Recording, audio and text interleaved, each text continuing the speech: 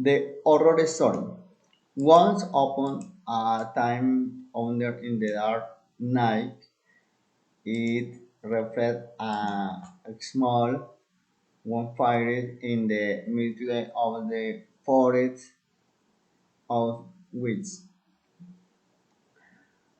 With forest, a grove of forest engineering from the National Open and Distance University there. It is said that only one student managed to survive facing this cursed forest.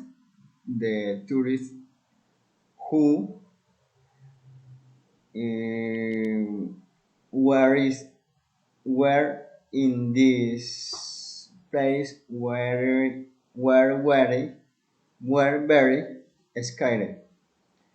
I met with my tutor Marisela Guzman to cancel this journey and return home.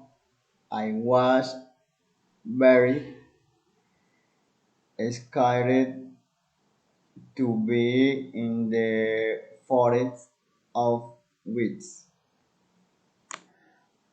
I appreciated the timely information because both have did in the forest.